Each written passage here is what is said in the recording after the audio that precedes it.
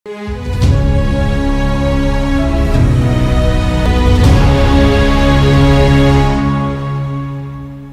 दोस्तों, राजनीति की बातों में आपका स्वागत है। मैं हूं आपका दोस्त धर्मेंद्र कंवारी और आज हम जिस हलके के बारे में बात करेंगे दोस्तों, उसका नाम है राई। राई हलके की राजनीति कोई राई का पहाड़ नहीं है दोस्तों, बल्कि ये चौधरी रिज्जक राम का आप इसको पैतृक इलाका कह सकते हो। अब तक यहाँ 16 चुनाव हुए हैं और इनमें से 7 चुनाव अकेले चौधरी रिज्जक राम और उनके बेटे जयतीर्थ दहिया जी ने जीते हैं। और इस हलके से सर्वाधिक बार विधायक बनने का जो रिकॉर्ड है वो चौधरी रिज्जक राम जी के नाम है। वो 5 बार यहाँ से विधायक रहे हैं। राई हलके में अब इंडस्ट्री आ गई है और बाहरी वोटरों का काफ़ी दखल बढ़ गया है, इसलिए अब यहाँ जो चुनाव है वो काफ़ी महंगे होते जा रहे हैं। और राय गोत्र के लोगों की वजह से इसका नाम कहते हैं कि राई पड़ा था। दिल्ली के रास्ते में पड़ने की वजह से जो राहा है या राही है, उसके नाम से भी राई होने के अनुमान लगाए जाते हैं। अगर राई विधानसभा क्षेत्र के चुनावों की आप बात करें तो 1952 के चुनाव से लेकर आज तक ये हलका राई के नाम से ही जाना जाता है। यहाँ से 1952 में चौधरी रिज्जक राम दहिया जी कांग्रेस के उम्मीदवार थे और उन्होंने जमींदारा पार्टी के चौधरी टीकाराम जी को हराया था। 1957 में कम्युनिस्ट पार्टी के हुकम सिंह जी ने कांग्रेस के चौधरी रिज्जक राम दहिया जी को हराया था। 1962 में चौधरी रिज्जक राम जी ने हरियाणा लोक समिति के नफे सिंह जी को हराकर वो विधायक बने और 1967 में भी चौधरी रिज्जक राम जी यहाँ से जीते और उन्होंने आजाद उम्मीदवार बनवारी लाल को हराया। इसके बाद वो राज्यसभा में चले गए और चौधरी रिज्जक राम ने 1968 का विधानसभा चुनाव नहीं लड़ा। कांग्रेस ने जसवंत सिंह चौहान को मैदान में उतारा और दलपत सिंह को हराकर वे विजयी रहे।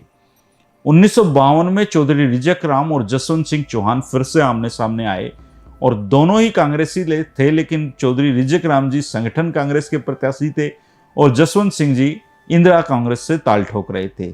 जीत चौधरी रिज्जक राम के हिस्से में आई।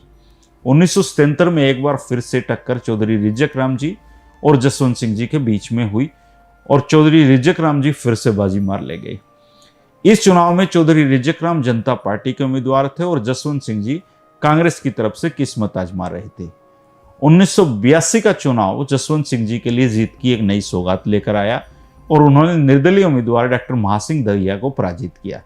अगले चुनाव में लोकदल के डॉक्टर महासिंह दहिया पर जो लोकदल थी उन्होंने दांव लगाया और प्रदेश में चौधरी देवीलाल की लहर चल रही थी, जिस पर सवार होकर डॉक्टर दहिया कांग्रेस के जसवंत सिंह चौहान को पराजित कर विधानसभा पहुंच गए और मंत्री भी बनाए गए। 1991 में जनता दल के जयपाल सिंह ने कांग्रेस के जसवंत सिंह को पछाड़ दिया।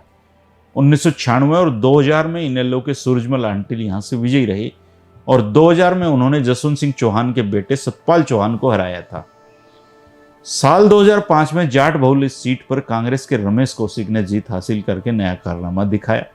2009 और 2014 में कांग्रेस के जयतीर्थ दहिया जी दोनों बार इनेलो प्रत्याशी इंद्रजीत को पराजित करके विधायक बने। जयतीर्थ दहिया चौधरी रिज्जक राम दहिया जी के बेटे हैं और 2019 में पहली बार यहां से भाजपा ने जीत दर्ज की। मोहनलाल बड़ोली जी ने जयतीर्थ दहिया जी को हरा दिया। जयतीर्थ दहिया जी इन दिनों बीमार चल रहे हैं, उनको डिस्क की प्रॉब्लम है। मैं चाहता था कि चौधरी रिज्जक राम जी के बारे में, उनकी राजनीतिक शैली, उनकी बातें उनसे करूं और मैं उम्मीद करता हूं कि वो जल्द स्वस्थ होंगे और अपने पिता की राजनीति के बारे में हम सबको बताएंगे। और उनको डिस्क की अभी प्रॉब्लम चल रही है, मेरी बात हुई थी पिछले हफ्ते ही, तो जब भी वो स्वस्थ होंगे मैं चौधरी रिज्जक राम जी के बारे में भी जानकारियां उनसे जरूर लूंगा। आप एक काम कर सकते हैं, राई हलके में 2024 का जो समीकरण है आप मुझे जरूर बताएं कि इधर कांग्रेस के जयतीर्थ दहिया का चुनावी मैदान में उतरना करीबन तय है और भाजपा का भी कैंडिडेट बदलने की गुंजाइशें कम लगती हैं। ऐसे में यहाँ से कौन विजयी होगा या यहाँ से कैंडिडेट बदलेंगे, आप जो भी राई हलके के बारे में सोचते हैं। साथ ही साथ मैं ये एक सर्वे भी कर रहा हूँ, आप लोग जो उस हलके से जुड़े हुए हैं या उसके बारे में जानकारी रखते हैं कि वहाँ कौन जीत हार सकता है, ये आगे काम आएगा। तो आप जरूर कमेंट करना दोस्तों। जो साथी नए हैं वो चैनल को सब्सक्राइब कर लें, पुराने दोस्ती को बनाए रखें। पॉलिटिक्स ऑफ चौधर की इस सीरीज में हम लगातार 3 बजे मुलाकात करते रहेंगे। शुक्रिया, कल फिर मिलते हैं 3 बजे। नमस्कार।